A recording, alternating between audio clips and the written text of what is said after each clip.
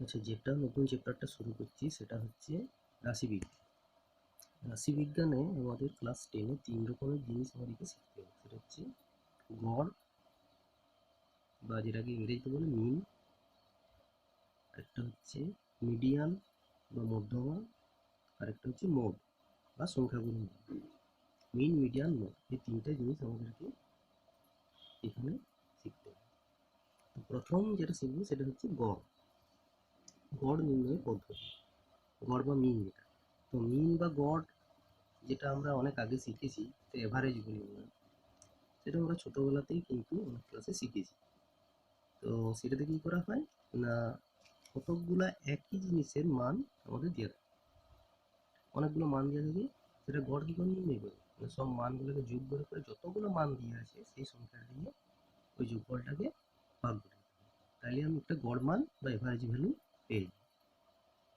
যেমন আমরা এখানে দেখতে পাচ্ছি বইয়ে, আমাদের একটা উদাহরণ দেখলে সব বিষয়টা পরিষ্কার হবে। যেমন এখানে দিয়েছে যে বিমল কাকার দোকানের প্রতিদিনের লাভের টাকা। বিমল কাকার দোকানের প্রত্যেক দিনের লাভের টাকাটা এখানে দেওয়া আছে।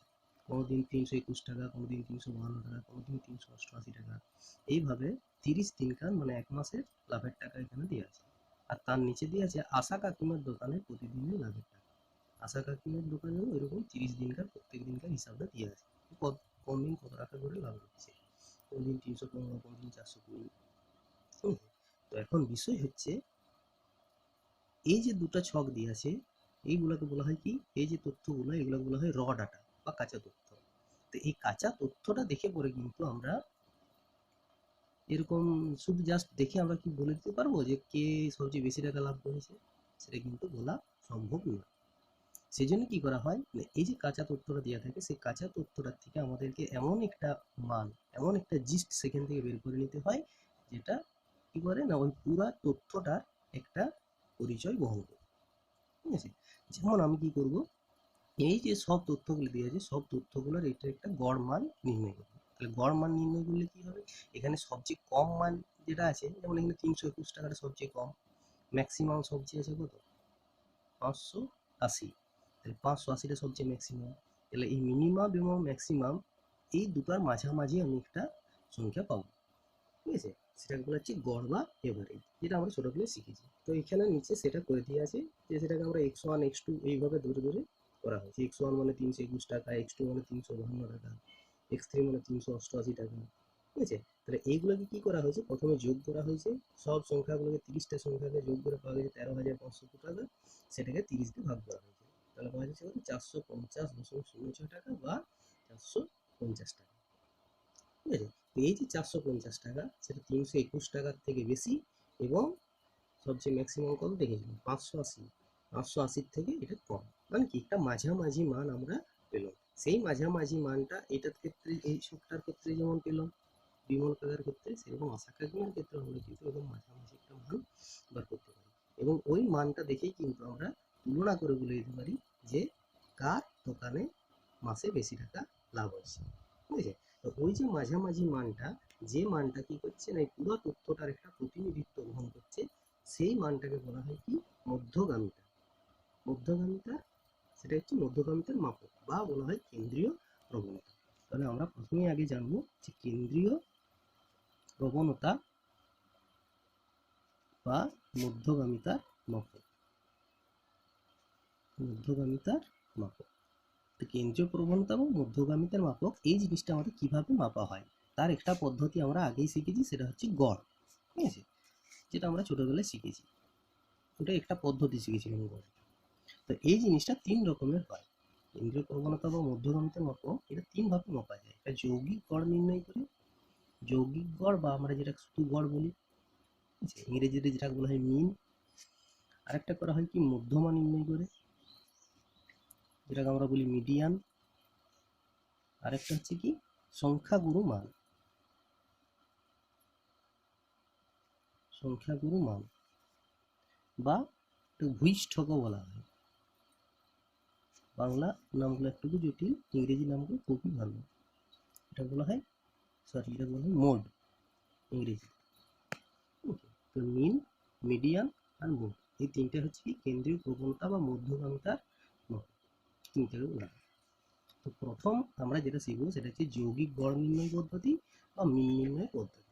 মিন নির্ণয় পদ্ধতি ছোটবেলায় যেটা শিখেছি সেটাকে বলা হয় ভারযুক্ত গড়। মানে আমার যদি অনেকগুলো মান থাকে x1 x2 x3 এমনি করে আমি ধরে নিলাম যে n সংখ্যক আমার মান আছে xn, তাহলে এই সব সংখ্যাগুলোর গড় কত হবে? কি করতে হবে না, সব যোগ করতে, x1 plus x2 plus x3 এমনি করে আমি যোগ করে দেবো ডট ডট ডট ডট দিয়ে xn পর্যন্ত। সেইটা কি করতে হয়, যোগ করে করে আমাকে যতগুলো সংখ্যা আছে সেই সংখ্যা দিয়ে ভাগ করতে হবে। মানে এখানে কতগুলো সংখ্যা আছে, 1 2 3 করে n সংখ্যক, তাহলে n দিয়ে এটাকে ভাগ করতে হবে। তাহলে এই যে জিনিসটা পাবো সেটা হচ্ছে কি আমাদের গড়টা বা ভারযুক্ত গড় যেটাকে বলা হয়। তো ভারযুক্ত গড় ওটাকে প্রকাশ করা হয় কিভাবে না, এইভাবে এক্স এর মাথায় আমি বার দিচ্ছি, মানে কি এটার এক্স এর আমি গড় নির্ণয় করছি, এখানে একটা বার চিহ্ন দিতে হয়, এই এরকম একটা দাড়ি চিহ্ন, সেটাকে বলে বার, বি এ আর, বার চিহ্ন। বার মাথায় বাদ দিয়ে মানে বুঝতে হবে যে এটা গড় করা হচ্ছে, ঠিক আছে। এই জন্য এটা ভারযুক্ত গড়, ভারযুক্ত গড় বলা হয়, মাথায় ভার চাপানো হচ্ছে একটা, মানে ইংরেজিতে বলা হয় বার, বি এ আর, বার, এটাকে বার চিহ্ন। তাহলে X bar is equal two এইটা। আচ্ছা, এইটাকে আমি সংক্ষিপ্ত আকারে এইভাবেও লিখতে পারি, যে উপরে যোগফলটা, এই যোগফলটাকে আমি শর্টে এইভাবে লিখতে পারি কি, একটা চিহ্ন দিয়ে, এই চিহ্নটাকে বলা হয় ক্যাপিটাল সিগমা চিহ্ন। এই সিগমা চিহ্নটা অঙ্কের ক্ষেত্রে কি কাজ করে, সামেশন, সামেশন মানে হচ্ছে যোগফল। এই চিহ্নটা এখানে সাইডে আমি লিখছি, এই চিহ্নটাকে বলা হয় সিগমা, চিহ্নটার নাম হচ্ছে ক্যাপিটাল সিগমা চিহ্ন। এটা কাজ যেটা করে সেটা হচ্ছে কি সামেশন,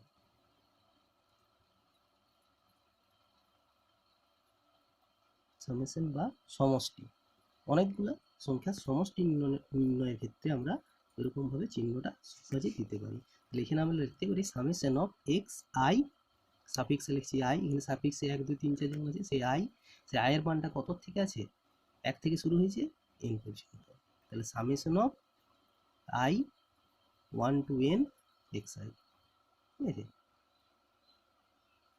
এই জিনিসটা হচ্ছে কি, এই যে ব্র্যাকেট দিলাম যেটা, এই ব্র্যাকেটের মধ্যে যেটা লেখা হলো সেটাই হচ্ছে এইটা। আর এটা যেমন ডিভাইডেড বাই এন আছে, সেই ডিভাইডেড বাই এনটাকে আমি এইভাবে লিখতে পারি 1 by n summation of 1 to n summation of x i, summation of x i 1 to n, রেঞ্জটা হচ্ছে 1 to n, ঠিক আছে। তাহলে এইভাবে আমরা এটাকে প্রকাশ করতে পারি। তাহলে এই যে সূত্রটার মতন একটা পেলাম বা গাণিতিক রূপটা যেটা পেলাম সেটা হচ্ছে কি আমাদের ভারযুক্ত গড় নির্ণয়ের বা যৌগিক গড় নির্ণয়ের বা গড় নির্ণয়ের একটা আমাদের গাণিতিক রূপ, ঠিক আছে। এই পদ্ধতিটা কিন্তু আমরা ছোটবেলায় শিখেছি, তখন এইভাবে শিখিনি, কারণ তখন এই ফর্মুলাটা আমাদের জানা ছিল না, তখন পদ্ধতিটা শুধু জানতে হবে যোগ করে ভাগ করতে হবে, ঠিক আছে। এটা কিন্তু সেটা সংক্ষিপ্ত আকার, জেনারেলাইজেশন, ঠিক আছে।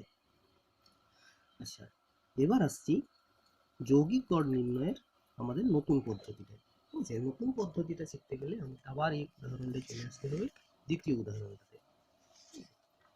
আচ্ছা, দেখি এখানে ভালো করে লক্ষ্য করলে দেখবো যে বিমল কাকার দোকানে যে দৈনিক যে ইয়েটা দেওয়া আছে, টাকার পরিমাণটা দেওয়া আছে, সেটা কিন্তু প্রত্যেকটাই আলাদা। 321 একবারই আছে, 352 সেটাও কিন্তু একবারই আছে, 388 একবারই আছে, মানে রিপিট করে নাই কোনো সংখ্যা, ঠিক আছে। কিন্তু আশা কাকিমার দোকানের লাভ সেটা কিন্তু রিপিট করেছে, এই দিনে 315 টাকা করেছে, আবার আর একদিন 315 টাকা করেছে, 480 টাকা একদিন করেছে, আবার অন্যদিন আবার 480 টাকা করেছে, এদিন আবার একদিন করেছে 480 টাকা।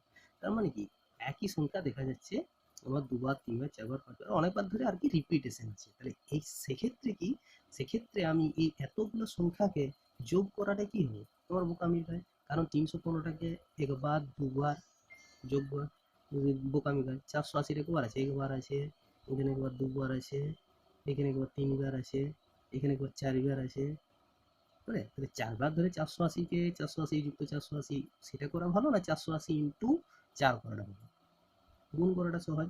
সেই কারণে কি করা হয় না, এই পদ্ধতিটাতে আমাদের ফ্রিকোয়েন্সিটা নির্ণয় করতে হয়। ফ্রিকোয়েন্সি মানে একই সংখ্যা কতবার রিপিট করছে, সেই জন্য প্রথমে আমাদের কি করতে, একটা পরিসংখ্যা বিভাজন তালিকা তৈরি করতে হয়, যেটা ক্লাস 9 আমরা শিখেছি। এই যে এখানে দেওয়া আছে পরিসংখ্যা বিভাজন তালিকা, এই যে 315 লাভের টাকা পরিমাণ এক্স আই দিয়ে লেখা হয়েছে, আর দিন সংখ্যাটাকে ফ্রিকোয়েন্সি এফ আই দিয়ে লেখা হচ্ছে, ঠিক আছে। 315টা দুবার আছে লেখা, 360 সেটা কিন্তু 5বার আছে ওই সাথে, 420 সেটাও কিন্তু 5বার আছে। তাই এইভাবে আমাদের ফ্রিকোয়েন্সিগুলোকে সাইডে সাইডে লিখে নিতে হয়। তারপরে কি নির্ণয় করতে হয়, এই দুটো গুণ করতে হয়, সামেশন এই দুটো গুণ করে পরে কি করতে হবে, xi আর fi, 315 ইন্টু 2, 360 ইন্টু 5, এইভাবে আমাদের গুণফলটাকে নির্ণয় করতে হবে। যে গুণফলটাকে নির্ণয় করে কি করতে হবে না, আমাদের একটা সূত্র আছে গড় নির্ণয়। সেই সূত্রটা কি, সেই সূত্রটা হচ্ছে এইটা, যে x bar is equal to summation of fi xi divided by summation of fi, summation of fi xi by fi। fi মানে ফ্রিকোয়েন্সিগুলো, ফ্রিকোয়েন্সির সাথে আমি ওইগুলোকে গুণ করেছি, যেগুলো মানে এই জিনিসটা ফ্রিকোয়েন্সির সাথে যে গুণ করেছি, ফ্রিকোয়েন্সির সাথে এই মানটাকে গুণ করেছি, তাহলে এই যে মানগুলো পাচ্ছি সেগুলো সামেশন। সামেশন করলে কি হয়, যোগফল। তাহলে এগুলো সব এখানে ছকের মধ্যে যোগ করা আছে, ঠিক আছে। তাহলে সামেশন অফ fi xi পেয়ে গেলাম। আর কি আছে, summation of fi। Summation of fi মানে কি, ওই যে দিন সংখ্যাগুলো আছে সেগুলো যোগ, তাহলে সেগুলো যোগ করলে অটোমেটিক আবার 30 দিনকার এক মাসেরটাই আসবে 30, ঠিক আছে। এরপর কি করা হয়েছে, এটাকে ভাগ করে দেওয়া হয়েছে, summation of fi xi by fi। তাহলে এটা মানটা বেরিয়েছে কত, 456.50, মানে কি, এটা আমাদের গড় মানটা বেরিয়ে যাচ্ছে। আচ্ছা, আগে বিমল কাকারটা কত ছিল, বিমল কাকারটা ছিল সম্ভবত 450, এই যে 450, এটা বেরোচ্ছে 456, ঠিক আছে। তো কার দোকানে লাভ বেশি না আশা কাকিমার দোকানের লাভ বেশি, এখান থেকে বুঝতে পারা যাচ্ছে, ঠিক আছে। তো এই আশা কাকিমার দোকানেরটাও কিন্তু আমি ওই আগের পদ্ধতিটাতেও করতে পারতাম। সেক্ষেত্রে কি করতে হতো, আমার এই সংখ্যাগুলো সবগুলোকে যতবার করে আছে সব যোগ করতে হবে, মানে ছকটা কি হতো, মানে আমার কাজটা আরো জটিল হতো। তার জায়গায় কি, যোগ অনেক একই সংখ্যা বারবার যোগ করতে গুণ করা ভালো। সেই পদ্ধতিকে কাজে লাগিয়ে কি করা হয়েছে, এখানে আমাদের ফ্রিকোয়েন্সি নির্ণয় করে এই সূত্রের দ্বারা আমরা গড়টা কিন্তু বার করে নিতে পারছি। আচ্ছা, এই যে গড় নির্ণয়ের পদ্ধতিটা, এই পদ্ধতিটা বা আগের পদ্ধতিটা, এই পদ্ধতিটা বলা হয় প্রত্যক্ষ পদ্ধতি। এই পদ্ধতিটা যৌগিক গড় বা শুধু গড় নির্ণয়ের এই পদ্ধতিটা বলা হয় প্রত্যক্ষ পদ্ধতি, ডাইরেক্ট মেথড। এটা হচ্ছে ডাইরেক্ট মেথড। আচ্ছা, এরপরে একইভাবে আমরা গড় নির্ণয়ের আরেকটা পদ্ধতি শিখব, মানে যৌগিক গড় নির্ণয়। যৌগিক গড় নির্ণয়ের এটা ছিল প্রত্যক্ষ পদ্ধতি। যৌগিক গড় বা মিন নির্ণয়ের তিনটে আমাদের পদ্ধতি আছে। একটা হচ্ছে প্রত্যক্ষ পদ্ধতি, আরেকটা হচ্ছে কল্পিত গড় পদ্ধতি।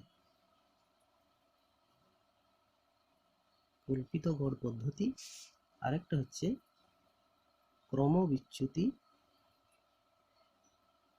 পদ্ধতি। তো তিনটার ক্ষেত্রে আলাদা আলাদা সূত্র আছে। প্রত্যক্ষ গড়ের সূত্রটা আমরা আগেই পেলাম, যেটা হচ্ছে x bar is equal to summation of fi xi divided by summation of fi। আমরা এখন থেকে এই সূত্রটাকে কাজে লাগাবো, ঠিক আছে। ছোটবেলার ক্ষেত্রে না লাগিয়ে এটাই কাজে লাগাবো, পরিসংখ্যান বিভাজন তালিকা করে দেবে। আচ্ছা, কল্পিত গড় পদ্ধতিতে সূত্রটা কি হয় না, একটু চেঞ্জ হয়।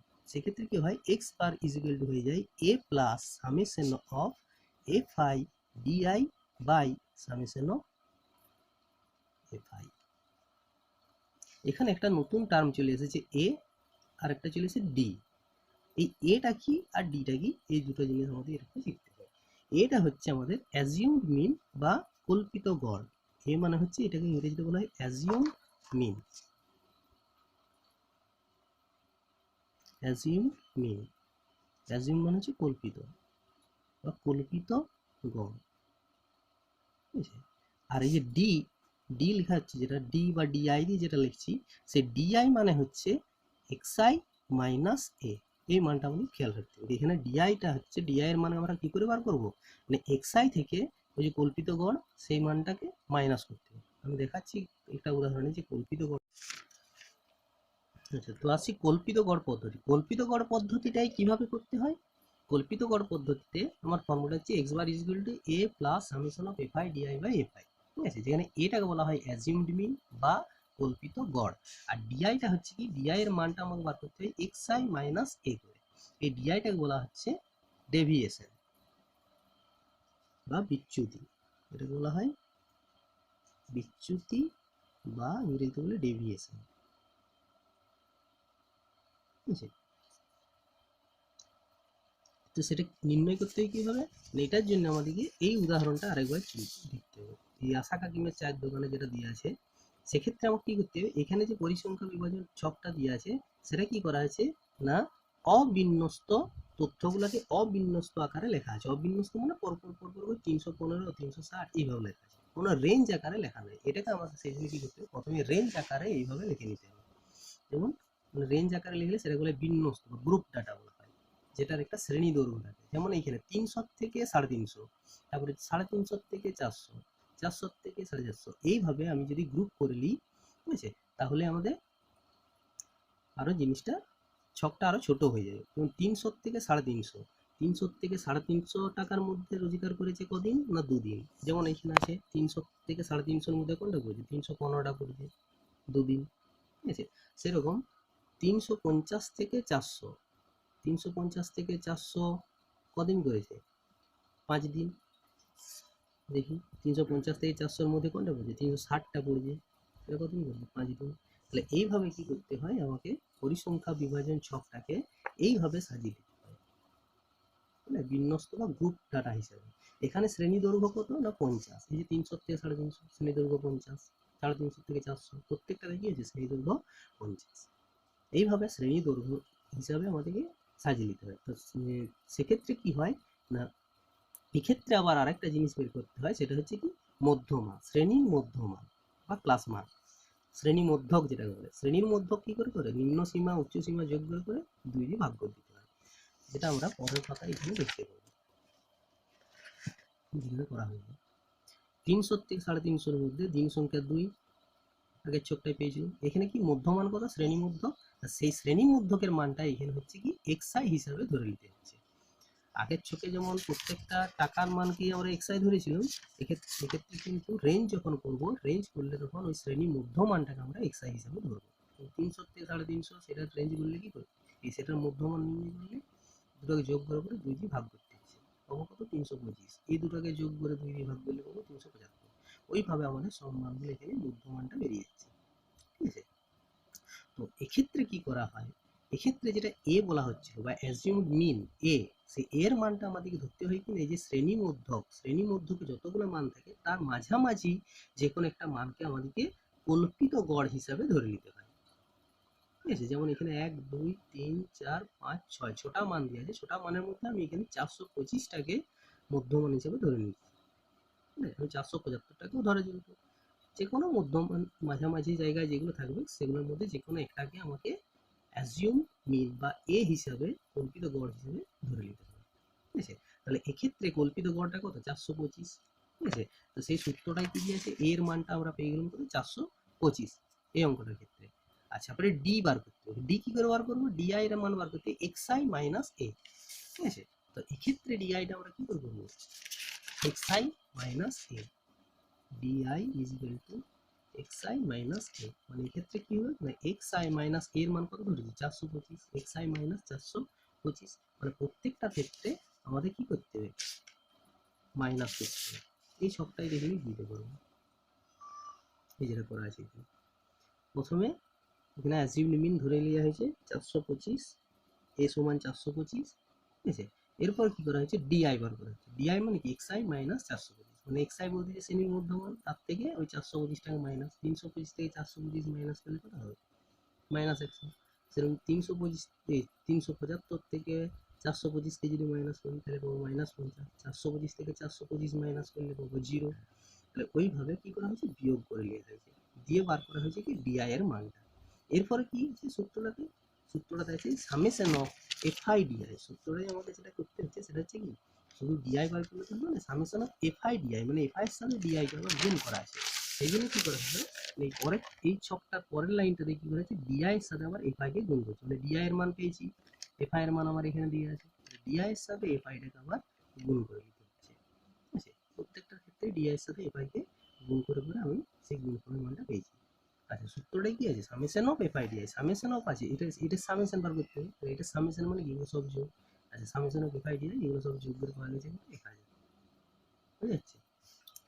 Summation of FI d i divided by f i, divided by f i মানে কি, এফআই গুলো সামেশন করতে হবে। তাহলে আমরা কি পাচ্ছি না, এই মানটা পেয়ে যাচ্ছি, এই মানটা summation of FI d i divided by summation of f i, ঠিক আছে। এবার এই মানটার সাথে ওই যে অ্যাজিউমড মিন যেটাকে ধরেছিলাম সেই মানটাকে যোগ করলেই কি পাবো, আমাদের যেটা বার করতে চাইছি, যে কল্পিত কল্পিত গড় পদ্ধতিতে যেটা গড় সেই মানটা কিন্তু পেয়ে যাবে। এই যেমন এখানে বার করেছে এর মানটা কত 425 ধরে নেওয়া হয়েছিল, আর এই যে ডি বার ওটাকে অনেক সময় ডি বার হিসাবেও লেখা হবে, ডি বার মানে ওইটাই summation of F i d i by summation of F i, ঠিক আছে। সেই মানটা কত 33.33, ওই দুটো যোগ করে পাওয়া যাচ্ছে 458.33, ঠিক আছে। তাহলে এখানে পেয়ে যাচ্ছি 458.33। আচ্ছা এইটা প্রত্যক্ষ গড় পদ্ধতিতে কত এসেছিল, এই যে আগে এই ছকটাতেই দিয়ে আছে, প্রত্যক্ষ গড় পদ্ধতিতেও কিন্তু ওই একই মান কিন্তু পাওয়া গেছে 458.33। প্রত্যক্ষ গড় পদ্ধতি মানে আগে সূত্রটা summation of F I x i divided by summation of F i, সেক্ষেত্রেও পেয়ে গেছিলাম 458.33, ঠিক আছে। আচ্ছা এরপরে যে নতুন পদ্ধতিটাই করা হলো কল্পিত গড় পদ্ধতি, সেই কল্পিত গড় পদ্ধতিতেও কিন্তু আমরা একই মান পাচ্ছি, সেটা হচ্ছে 458.33। দেখুন তাহলে এটা হলো কি কল্পিত গড় পদ্ধতি বা বিচ্যুতি পদ্ধতি। বিচ্যুতি পদ্ধতি কেন বলা হচ্ছে, এই যে ডি বারটা ডি এর যে মানটা বার করছি সেই মানটাকে বলা হচ্ছে কি বিচ্যুতি, এই যে মাইনাস করছি বিচ্যুতির গড় পদ্ধতিও বলা হয়। আচ্ছা এরপরে আরেকটা যেটা পদ্ধতি আছে, তো সেই পদ্ধতি হচ্ছে কি ক্রমবিচ্যুতি পদ্ধতি। ক্রমবিচ্যুতি পদ্ধতি। আচ্ছা একটা কথা এর আগে বলে দেওয়া হলো যে এখানে যেটা লেখা আছে যে কল্পিত গড় পদ্ধতিটা বা সংক্ষিপ্ত পদ্ধতি বা বিচ্যুতি পদ্ধতি বলা হয়, যে কখন আমরা এই কল্পিত গড় পদ্ধতিটা ব্যবহার করব। বলছে যদি কোনো তথ্যের সাংখ্যমানগুলো বড় হয় তখন এই কল্পিত গড় পদ্ধতিতে গড় নির্ণয় করাটা সুবিধাজনক, মানে এই মানগুলো যদি বড় বড় সংখ্যা যদি হয় সেক্ষেত্রে কিন্তু আমার এই পদ্ধতিটা করা সুবিধা। তার কারণ কি যখনই আমরা মাইনাস করে দেবো তখনই কিন্তু মানগুলো আমাদের এখানে ছোট ছোট হয়ে যাবে, ঠিক আছে।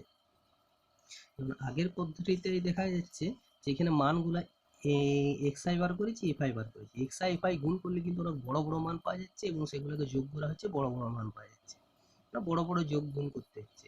কিন্তু এটার ক্ষেত্রে কি করা হচ্ছে, যখনই আমি এই ডিআই বার করছি মানে এক্স আই মাইনাস এ করে দিচ্ছি, একটা করে সংখ্যা মাইনাস হয়ে যাচ্ছে, তখন কিন্তু মানগুলো আমার ছোট ছোট চলে আসছে, বুঝলে। এবং সেগুলো দেখা যাচ্ছে এখানে 50-এর গুণিতক মান চলে এসছে।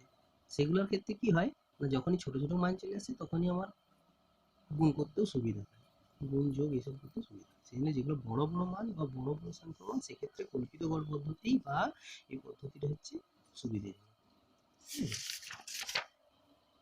আচ্ছা এরপরে আরেকটা আসছি, সেটা হচ্ছে ক্রমবিচ্যুতি পদ্ধতি বা ইংরেজিতে বলা হয় স্টেপ ডেভিয়েশন মেথড। ক্রমবিচ্যুতি পদ্ধতি,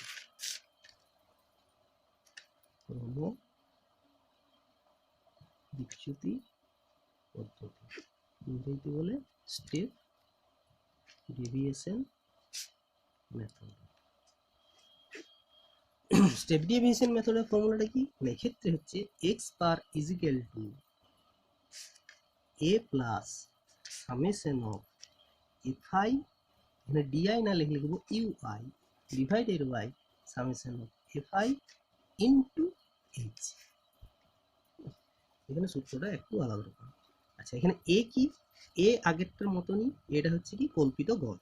আচ্ছা ইউআইটা কি, এইচটা কি, এইচটা হচ্ছে এখানে শ্রেণী দৈর্ঘ্য, এইচ মানে হচ্ছে শ্রেণী দৈর্ঘ্য, মানে কল্পিত গড় পদ্ধতি বা ক্রমবিচ্যুতি পদ্ধতি দুটোর ক্ষেত্রেই কিন্তু আমাকে রেঞ্জ হিসেবে সাজিয়ে নিতে হয়, তো সেই রেঞ্জ হিসেবে সাজালে আমি একটা শ্রেণী দৈর্ঘ্য পাই, সেই শ্রেণী দৈর্ঘ্যটা কিন্তু ক্রমবিচ্যুতি বা স্টেপ ডেভিয়েশনের ক্ষেত্রে আমাদের কাজে লাগবে।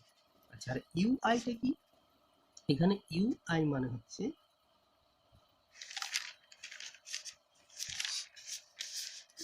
xi মাইনাস ইউআই মানে আমি সোজা ভাষায় বলতে পারি d i divided by h. D i মানে আগে পেয়েছিলাম কি, ডিআই মানে পেয়েছিলাম যে xi মাইনাস এ, সেটা আমরা আগেই পেয়েছি, এটা ডিভাইডেড বাই এইচ, মানে ইউআই মানে হচ্ছে xi minus a by h. তাহলে ইউআই বার করতে গেলে আমাকে কি বার করতে হবে, প্রথমে এটা তো ধরে নিতেই হচ্ছে, তারপর বার করতে হবে কি ডিআই, ডিআই মানে কি করে বার করতে হবে, এক্স আই এর সাথে এটাকে মাইনাস করতে হয়, সেটা বার করতে হবে, তারপরে এইচ দিয়ে ভাগ করলে পরে আমি ইউআইটা পাবো। ইউআই যখন পেয়ে যাবো সেই ইউআইকে আবার এফআইটা দিয়ে গুণ করতে হবে, ঠিক আছে, যে সেগুলোকে যোগ করতে হবে। তাহলে এটার ক্ষেত্রে আমাকে ছকটা আর একটু আলাদা রকমভাবে লিখতে হবে। যেমন রাশা কাছির অঙ্কটার ক্ষেত্রে এখানে ছকটা ভালো করে দেওয়া আছে। কি করা হয়েছে, লাভের পরিমাণ টাকায় 300 থেকে 350 রেঞ্জ করে নেওয়া হয়েছে। যেখানে শ্রেণী দৈর্ঘ্য কত, এখানে এইচ এর মানটা হচ্ছে 50, এখানে শ্রেণী দৈর্ঘ্য এইচ এর মান হচ্ছে 50। আচ্ছা, এখানে শ্রেণী মধ্যক নির্ণয় করা হয়েছে, মানে এক্সআই গুলো আগের মতন, ঠিক আছে। আর কি করা হয়েছে, ডিআই নির্ণয় করা হয়েছে। ডিআই মানে কি, এক্সআই মাইনাস এ, যেটা আমরা আগের পদ্ধতিতে কল্পিত গড়ের ক্ষেত্রে করছি, মানে এক্সআই মাইনাস 425 আগের মতনই এখানে মানগুলো কিন্তু এসছে, -100, -50, 0, ঠিক আছে। এরপরে আরো একটা নতুন ঘর করা হয়েছে, ঠিক আছে, সেটা কি ইউআই। ইউআই মানে হচ্ছে এক্সআই মাইনাস এ বাই 50। তাহলে এক্সআই মাইনাস এ বাই 50 এটা কিভাবে করা হচ্ছে,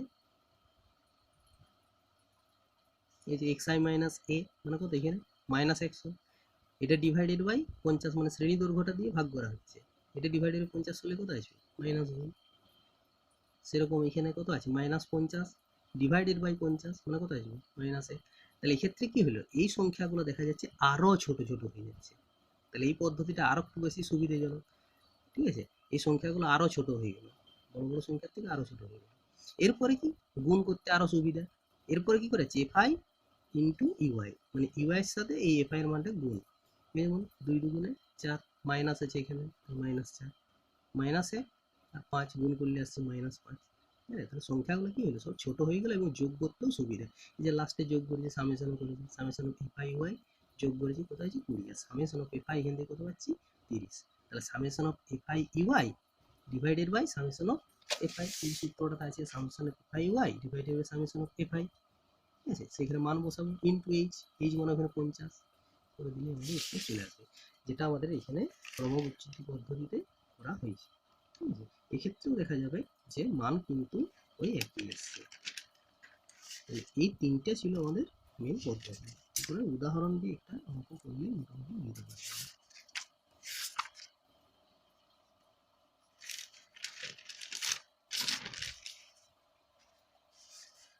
আচ্ছা, এখানে অনুশীলনীতে ফার্স্টে একটা অঙ্ক আছে যে আমি আমার বন্ধু 40 জন বন্ধুর বয়স নিচের ছকে লিখেছি।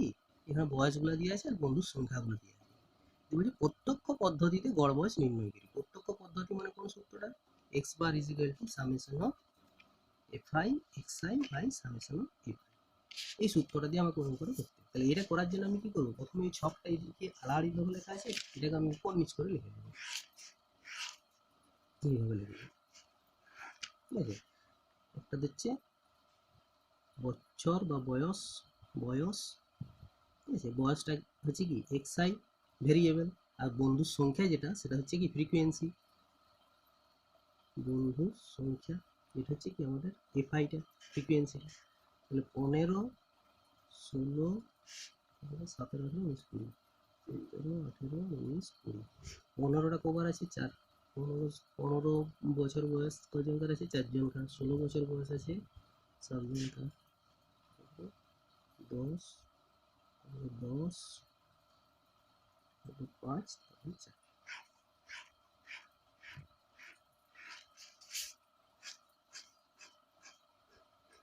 ঠিক আছে। তাহলে এক্সআই পেয়েছি, এফআই পেয়েছি।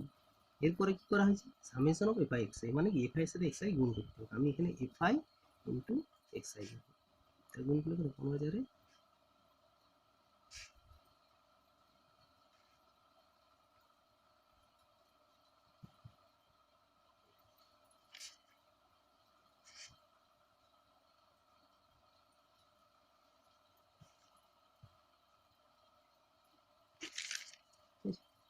গুণ করা হচ্ছে। আচ্ছা, সূত্রটা কি আছে, এগুলো সামেশন করতে হবে। সামেশন মানে কি, এফআই এক্সআই সামেশন, সামেশনটা আমি কোথায় করবো, নিচে করবো, সামেশন অফ এফআই এক্সআই, এটা মানে হচ্ছে কি এগুলো সব যোগ, যোগ করলে কত আসছে।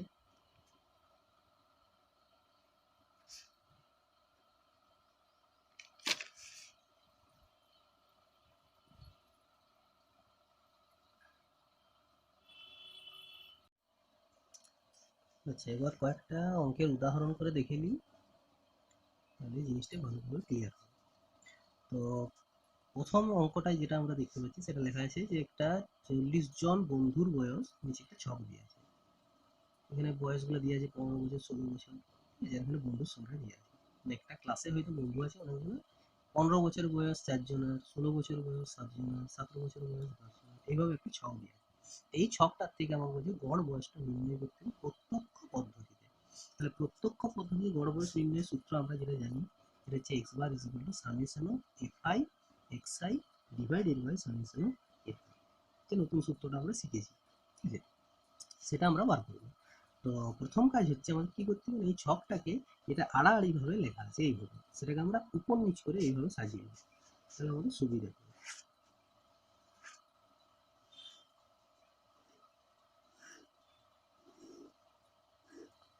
এখানে আছে কি বন্ধুর বয়স, যেটা আমরা লিখছি এক্স আই, ঠিক আছে, আর এখানে লিখবো সংখ্যাটা, বন্ধুর সংখ্যা, এটা হচ্ছে এফ আই। তার পরের ঘরটাই কি লিখবো না, গুণ করতে হবে আমাদেরকে F I x I, F I into X I. আর সেগুলো পরপর আমরা লিখবো, 15, তারপর 16, তারপর 17, 18, 19, 20। 15 বছরে 4 জন, 16 বছর 7 জন, 17 বছর 10 জন, 18 বছরে 10 জন, 19 বছরে 5 জন, 20 বছরে 4 জন। আচ্ছা, এগুলোকে আমরা গুণ করে দিচ্ছি।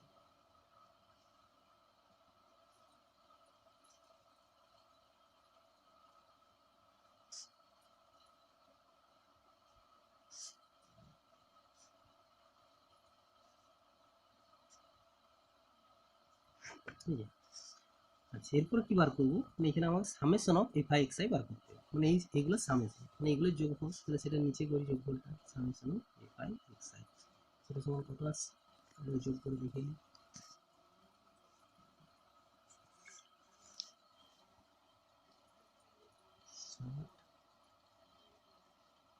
170, 170, 180, 95,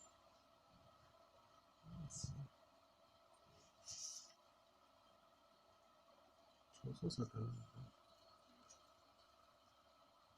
এটা হচ্ছে সামেশনটা কত আসছে, 697। আচ্ছা, আর কি আছে, সামেশন অফ এফ আই আছে, সামেশন অফ এফ আই মানে এই ঘরটা আমাকে আবার করতে হচ্ছে, সামেশন অফ এফ আই করলে কি হবে, মানে যোগগুলো কত আসবে,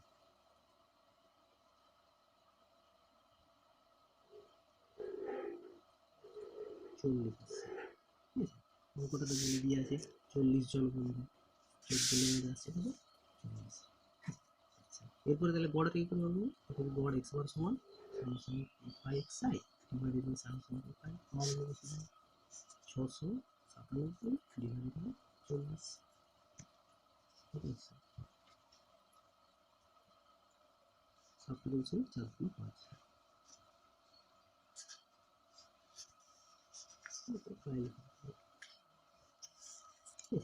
তাহলে এইটা পেয়ে গেলাম আমি গড় মানটা, গড় মানটা কিভাবে করি, ঠিক আছে। আচ্ছা, এরপরে আরেকটা উদাহরণ দেখে নিই, কল্পিত গড় পদ্ধতি, 2 অঙ্কটা। বলছে একটি গ্রামে 50টি পরিবারের সদস্য সংখ্যা নিচের তালিকায় দেওয়া আছে। 50টা পরিবারের সদস্য সংখ্যা দেওয়া আছে, সদস্য সংখ্যা 2, পরিবার কটা আছে 6টা, সদস্য সংখ্যা 3, পরিবার কটা আছে 8টা, এইভাবে কিন্তু এটা দেওয়া আছে। তাহলে 50টা পরিবারের আমাদের গড় সদস্য সংখ্যা কল্পিত গড় পদ্ধতিতে নির্ণয় করতে হবে, ঠিক আছে।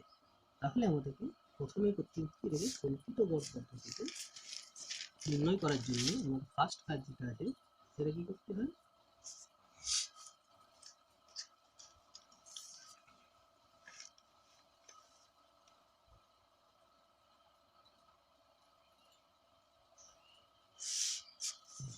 অ্যাজিউম মিনটা বের করে নিতে হবে। প্রথমে আগে ছকটাকে এইভাবে লিখি,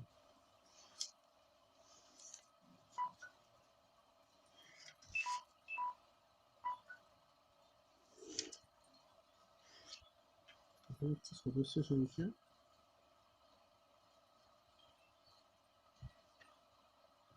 এক্স আই, আর এখানে হচ্ছে পরিবারের সংখ্যা, এটা হচ্ছে এফ আই।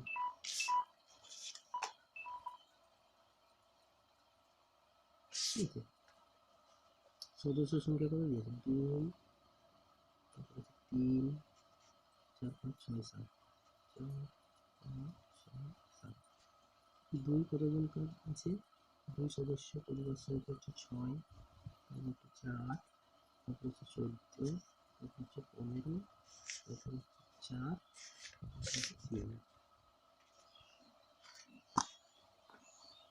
ঠিক আছে, আচ্ছা এরপরে আচ্ছা প্রকৃত করে সূত্রটা কি ছিল লিখে নিই পরে x bar is equal to a plus summation of F i d i by summation of F I.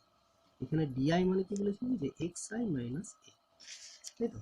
তাহলে আমাদের এ মানে অ্যাজিউম মিনটা আমাদেরকে এখানে একটা ধরে নিতে হবে, ঠিক আছে? তাহলে অ্যাজিউম মিন আমি কোনটাকে ধরে নিয়েছিলাম 1 2 3 4 5 6, ছোটা ডাটা দিয়ে আছে তার মাঝামাঝি কোনটা হবে, এই দুটোর মধ্যে যে কোনো একটা ধরে নিতে পারবো, ঠিক আছে? এই দুটার মধ্যে আমি যে কোনো একটা সাপোজ ধরেছি এই 5টাকে, এটা সমান ধরেছি এই। এরপর এখানে কি বার করবো ডিআই সমান এক্স আই মাইনাস এ, মানে এক্স আই মাইনাস এ মানে কত 5, এক্স আই মাইনাস 5, সেই মানটা আমি লিখে নেব। তাহলে এক্স আই মাইনাস 5 মানে 2, প্রথমটা হবে কত 2 মাইনাস 5 তাহলে মাইনাস 2, তারপরে এটা 3 মাইনাস 5 মাইনাস 2, 4 মাইনাস 5 করলে কত আসবে মাইনাস 1, 5 মাইনাস 5 করলে চলে আসবে 0, 6 মাইনাস 5 করলে 1, 7 মাইনাস 5 করলে 2। তাহলে এগুলো মান করবো মাইনাস 3 মাইনাস 2 মাইনাস 1 0 1, এই দুটো করে দেখালেও চলবে, না করে দেখালেও চলবে, না করে দেখালেই ভালো হবে। তাহলে এটা পেলাম কি ডিআই। এর পরের ঘরে কি বার করবো, কি চাই আমাদের f i into d i, f i d i, f i d i করবো, এফআই সাথে গুণ করবো, 6 3 18 মাইনাস 18, 8 2 16, এখানে হবে 14, এটা গুণ করলে কত হবে 0, এটা গুণ করলে কত হবে 4, এটা গুণ করলে হবে 4, তাই না? এরপর আমাদেরকে সামেশন অফ এফআই ডিআই, তাহলে সামেশন মানে যোগ করবো, সামেশন অফ এফআই ডিআই করতে গেলে 4 4 এগুলো 10 আসছে, আর এইগুলো সব 18 16 আর 14 তিনটাই যোগ হয়ে যাবে, তাই না? 18 16 আর 14 আচ্ছা মাইনাস 48 আসছে, এই তিনটাতে যোগ করলে আসছে মাইনাস 48, মাইনাস 18 মাইনাস 16 মাইনাস 14, তো মাইনাস 48 আর এখানে 4 4 10 প্লাস 10 কত হবে মাইনাস 38, তাহলে এই মানটা আসছে মাইনাস 38, ঠিক আছে? আর নিচে কি আছে summation of FI, summation of FI মানে এইটা সামেশন অফ এফআই কত আছে, পরিবার সংখ্যা তো বলাই আছে 50টা, এখানে 50 আছে 4 3 7, তারপরে 12, 16, 16 হচ্ছে 22 8 16 50, বুঝছি হয়ে গেল। তাহলে এক্স বার সমান A plus summation of FI D I by summation of F I, এর মান কত আছে ধরেছি কত এ 5, এর মানটা 5 ধরা আছে, এফআই ডিআই কত ধরেছে 38, মাইনাস 38 ধরে এখানে সামেশন এফআই হলো 5, এখানে কত আসছে 350 করলে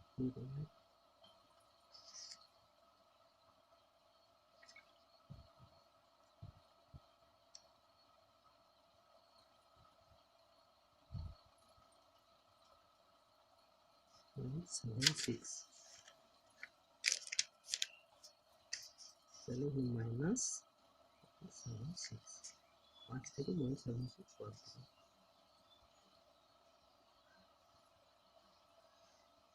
4.4 এখানে আমাদের 14 মান,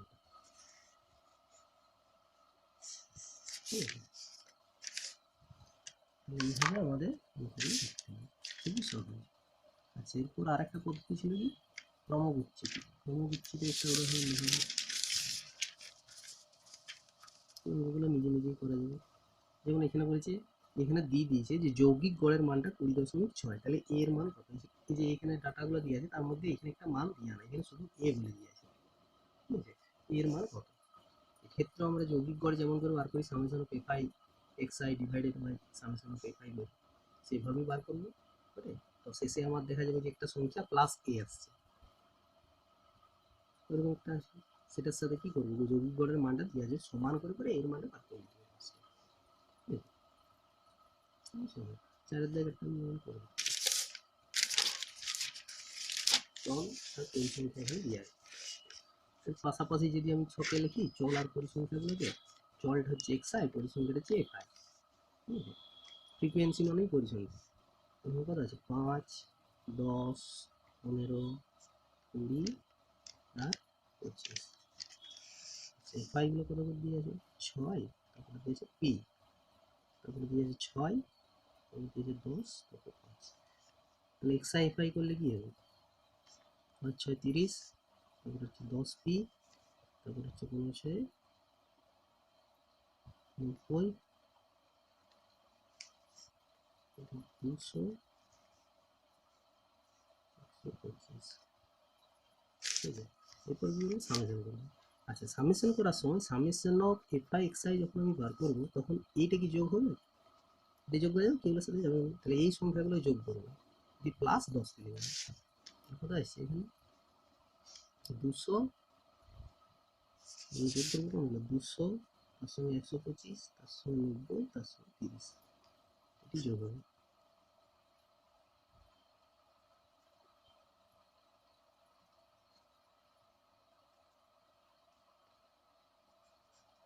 তাহলে 4, 4, 5, এইটা প্লাস 10 পি, হ্যাঁ।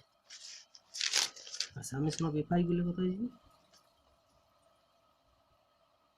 10, 5, 15, 15 আছে 21 আছে 27, 27 প্লাস পি, ঠিক আছে?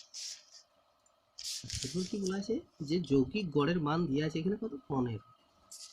তার মানে কি summation of FI X I X bar যেগুলো summation F I XI divided summation of FI, এই মানটা দেওয়া আছে কত? 15।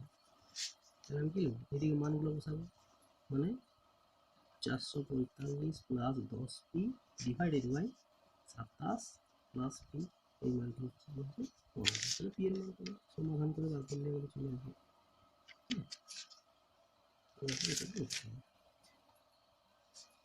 আচ্ছা, ক্রমবিচ্যুতি পদ্ধতির একটা অঙ্ক দেখো, কিন্তু সব একই রকম টাইপ, নিজেই করা যায়। আচ্ছা, ক্রমবিচ্যুতি 9 দাগে আছে, ঠিক আছে?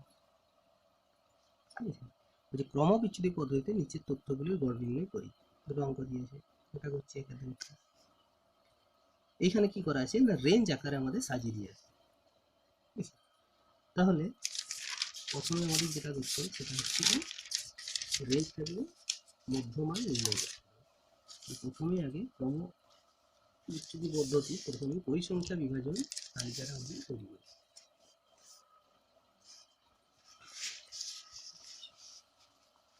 যেমন এখানে কি করছি আমি, এইভাবে ছকটা সাজিয়েছি। আচ্ছা, ক্রমবিচ্যুতির সূত্রটা কি ছিল? X bar is equal to a plus summation of FI d i লয়, এখানে f i u i by summation of f i কিন্তু এখানে ছিল এইচ, ঠিক আছে? ছকটা সাজিয়ে প্রথমে দিয়ে আছে শ্রেণী সীমানা, শ্রেণী সীমানা, তারপর আছে পরিসংখ্যা,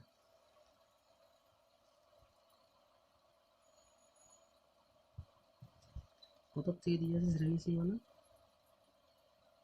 0 থেকে 30, তারপরে 30 থেকে 60, তারপরে 60 থেকে 90,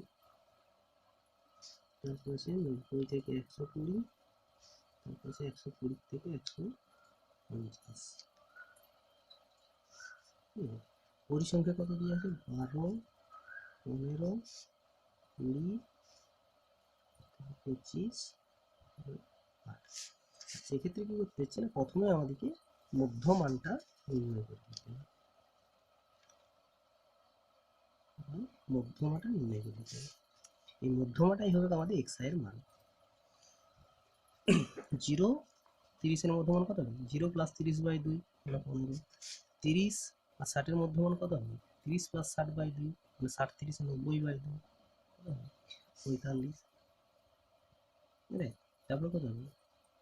60 + 90/2 মানে 150/2 মানে 75। আচ্ছা, এখান থেকে আমরা ডিফারেন্স থেকেও বের করে নিতে পারি, যোগ যোগ করে 2 দিয়ে ভাগ না করে এখান থেকে বেরিয়ে যাবে। 15 সাথে কত যোগ করলে 45 হয়?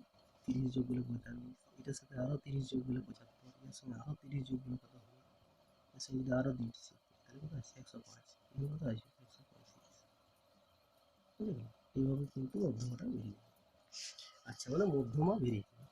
এখানে এক্স এর কোনো ফাংশন আছে কি? এক্স এর কোনো ফাংশন নেই, আছে ইউআই। সেই ইউআইটা কি বলা হয়েছিল? যে ইউআই মানে হচ্ছে xi minus a by h. আচ্ছা, এখানে এইচটা কত? কত হবে? শ্রেণী দৈর্ঘ্য কত? 30। তাহলে এইচ এর মানটা এখানে 30। এইচ সমান হচ্ছে 30, আমি লিখে রাখবো। এইচ সমান হচ্ছে 30। তাহলে আমাকে ইউআই বার করতে হবে। তার জন্য প্রথমে করতে হবে কি? xi মাইনাস a, সেটাকে নির্ণয় করতে হবে। তাহলে এই লাইনটা আমরা করবো কি? xi মাইনাস a নির্ণয়। তারপরের লাইনে কি করবো? ইউআই বা যেটা হচ্ছে কি xi মাইনাস a বাই এইচটা নির্ণয় করবো। তাহলে xi মাইনাস a, এখানে a কোনটা ধরবো? না এখান থেকে যে কোনো একটা মাঝামাঝি মানকে ধরে নিতে হবে। কোনটা আছে? এইটা। এটা সমান ধরে নিচ্ছি যে a 75। তার মানে কি xi মাইনাস 75, xi মাইনাস 75 তাহলে কত আছে?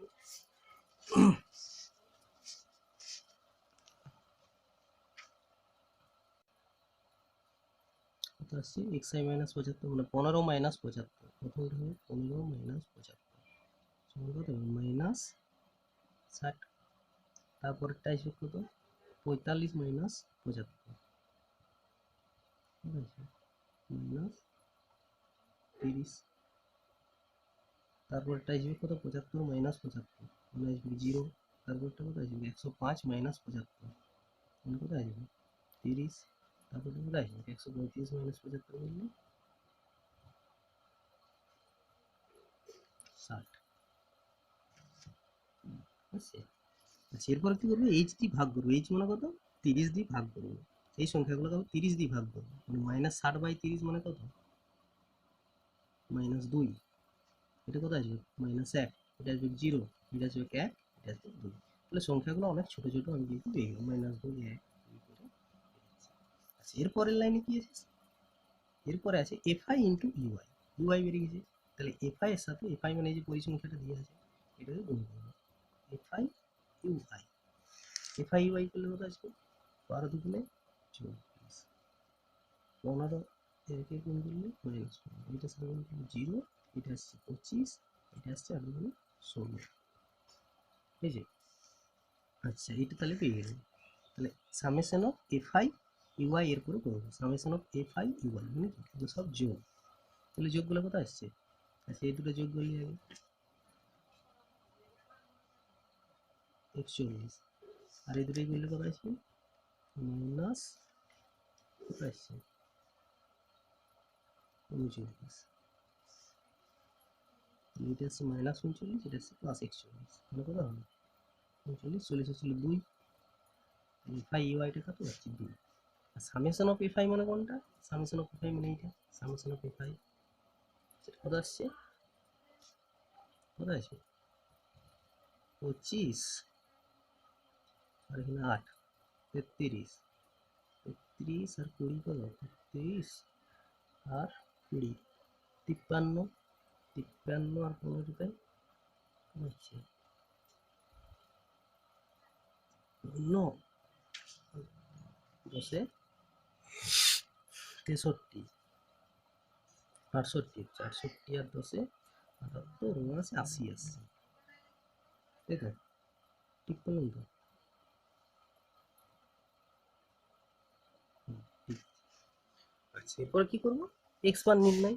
তাহলে X bar is equal to হবে কত? মানে A plus summation of F I U I by summation of F I into H. মান বসিয়ে দেবো। এ কত ধরা আছে? 75, plus summation of F I Y মানে কত বেরিয়েছে? 2 বেরিয়েছে, 65 এর 65 না কত 80 কিন্তু এইচ এর মান কত, এইচ এর মানে যে লেখা আছে উপরে 30 30 কেটে দিল, তাহলে 75 প্লাস 6 2 4 8 কেটে দিই 3 4, তাহলে 75 প্লাস 3 4 3 4 মনে করো ভাগ করলে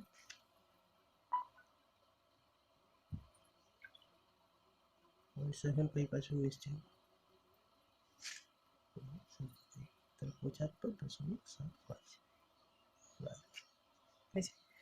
তাহলে এইটা পেয়ে গেলাম যে ক্রমবিচ্যুতি বা স্টেপ ডেভিয়েশন করে কিভাবে আমরা জিনিসের ভর নির্ণয় করতে পারি। বুঝে গেল? অঙ্কগুলো খুবই সহজ, তিনটাই মাত্র এখানে পদ্ধতি দেওয়া আছে, ঠিক আছে। আচ্ছা, আরেকটা পদ্ধতি মানে আরেকটা টাইপের হয়, সেটা হচ্ছে কি এখানে যেমন শ্রেণী সীমাগুলো 0 থেকে 30, তারপর আবার 30 থেকে 60 এইভাবে করা আছে। কিছু অঙ্কের ক্ষেত্রে আমাদের রেঞ্জটা এইভাবে থাকবে না, সেক্ষেত্রে শ্রেণী সীমানা বার করতে হবে, মানে সে 0.5 এইদিকে ওইদিকে, যেমন ক্লাস 9-এ করতে হবে।